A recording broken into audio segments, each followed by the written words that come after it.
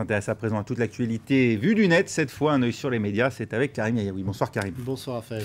Et évidemment, c'est l'histoire de la semaine désormais. Le tweet de Valérie Trierweiler continue d'alimenter les discussions. François Hollande, lui, reste parfaitement silencieux. Alors il reste silencieux, mais c'est pas toujours facile. On va le voir, le président de la République était du côté de Rome pour rencontrer le président du Conseil italien, Mario Monti. Évidemment, ce qui devait arriver arriva. Une journaliste de la radio RTL évoque le tweet sismique de Valérie Trierweiler. Alors le président, on va le voir, esquive, mais il n'est pas franchement aidé par Mario Monti, qui lui a l'air de s'intéresser à la question. Écoutez. Le tweet a fait polémique en France, en Italie, etc. La Première Dame a-t-elle le droit de contredire votre position, de contredire la position du Parti socialiste concernant l'élection de La Rochelle? Je vous remercie. Je ne pense pas que le président Monti pourra répondre à cette question. Est-ce que je peux écouter? Mais je n'y répondrai pas, moi non plus, ici et sur ce sujet. Alors, il ne pouvait pas forcément répondre à la question, mais il était curieux de savoir de quoi il en retournait, Mario Monti. Et en tout cas, on connaît désormais la réaction de Ségolène Royal, qui est aussi la principale concernée par ce fameux tweet. Alors c'est vrai qu'elle a tardé un petit peu à s'exprimer. En tout cas, on va voir quelques images tournées par nos confrères d'e-télévision. C'était hier soir du côté de La Rochelle. Elle est apparue émue, touchée face aux militants socialistes du côté de La Rochelle. Et elle a expliqué pourquoi elle n'avait pas voulu réagir à chaud pour ne pas envenimer les choses, disait-elle. En tout cas, aujourd'hui, beaucoup de médias dissertent sur ce moment, là où elle a découvert le tweet, notamment le site du Point qui a mis une vidéo de ce moment où elle se tient le visage entre les mains. Alors évidemment, Ségolène Royal n'est pas encore battue, même si les sondages lui sont très défavorables. Elle n'a pas perdu, mais pourtant certains déjà commencent à afficher leurs ambitions. C'est un article à découvrir sur le site du Parisien. Ces candidats qui se verraient bien au perchoir, et ils sont plutôt nombreux. Il y a pas mal de noms qui sont cités aujourd'hui. Celui de Claude Barthelone, ancien ministre et candidat aux législatives en Seine-Saint-Denis. Il y a celui aussi de Jack Lang, candidat à tout. Candidat à tout, et c'est Manuel Valls qui a proposé Jack Lang. Pourquoi pas Jack Lang? En tout cas, les rumeurs vont bon train aussi pour Jean Glavany, ancien ministre de l'Agriculture, qui, comme par hasard, a dressé sur son blog le portrait du parfait président de l'Assemblée nationale, tout en précisant « Ah, j'ai pas dit que c'était moi ». Et puis, on parle aussi de Marie-Lise Lebranchu, parce que du côté de l'exécutif, on aimerait bien que ce soit une femme, et ça pourrait être l'ancienne garde des Sceaux si Ségolène Royal était amenée à trébucher. Et par ailleurs, ancienne questeur à l'Assemblée nationale, ce qui explique aussi des liens qu'elle a pu tisser, des réseaux qu'elle a pu nouer au sein des troupes socialistes de l'Assemblée et du groupe socialiste. Dans ces élections législatives, une autre femme est en danger, Karim. Alors on découvre son visage, c'est Nathalie Kosciusko-Morizet, pour qui les choses risquent d'être assez compliquées. Dans la 4e circonscription de l'Essonne, le Front National a fait en quelque sorte de Nathalie Kosciusko-Morizet une cible privilégiée.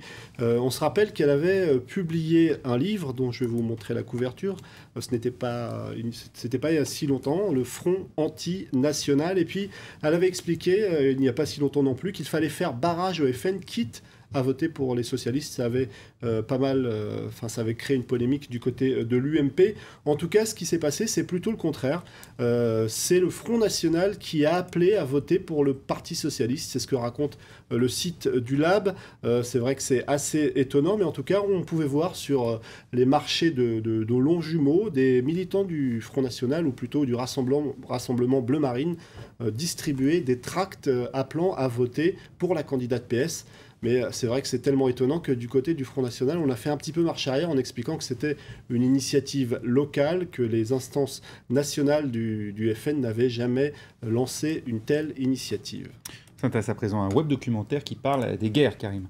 Alors ça s'appelle Paroles de conflit et on va en découvrir quelques images. C'est un web documentaire réalisé par un journaliste qui s'appelle Raphaël Beaugrand. Le principe est simple.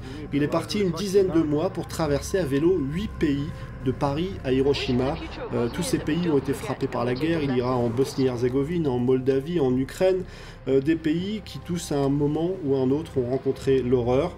Il raconte par exemple sa rencontre avec Mounira Subasic, une femme qui en juillet 1995 a perdu 26 membres de sa famille pendant les massacres de Srebrenica. Il est allé aussi en Chine à la rencontre de Zhu Yi qui raconte les émeutes d'Urumqi.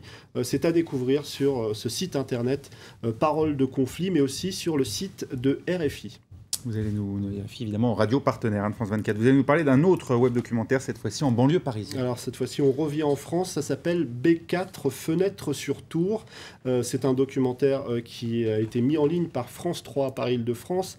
Et je vais vous montrer cette page. En fait, c'est une tour, comme il y en a beaucoup d'autres, au milieu d'autres immeubles. Mais en réalité, si les habitants qui habitent cette tour existent bel et bien en banlieue parisienne, ils n'habitent pas dans cette fameuse tour B4 qui a été créée pour l'occasion. Et en fait, on peut aller rencontrer ces gens. Chacun vous accueille dans sa cuisine ou dans son salon.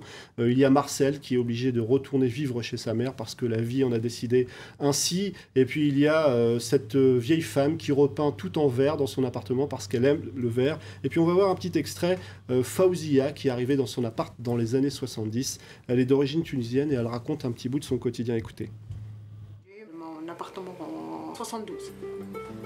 L'appartement libyen, on a visité, vraiment c'est grand et tout. Le premier jour, j'ai monté dans l'ascenseur propre, ça. Mais après, on a le surprise. On n'a pas vu le côté escalier. Côté escalier, il n'y a que les drogués. On a 5 garçons. Et les garçons chez nous, ils font rien du tout. Ils travaillent, c'est tout. Mais les filles, ils s'occupent de tout. Garçons, il faut se mettre un peu au boulot. Je vais vous montrer rapidement une page des Inrocks parce qu'une fois n'est pas coutume, on va faire un petit peu d'auto-promo. Les Inrocks qui parlent des observateurs de France 24, un site internet qui est sur france24.com, des observateurs, un petit peu une autre façon de faire du journalisme en invitant les citoyens du monde entier à apporter leur contribution. C'est aussi une émission qui est diffusée sur notre antenne. Je vais vous montrer cette page des observateurs. Pour ceux qui ne connaissent pas, allez rapidement jeter un petit coup d'œil, ça vaut le détour. On salue évidemment leur travail au sein de cette rédaction. Merci beaucoup Karim, c'était un œil sur les médias.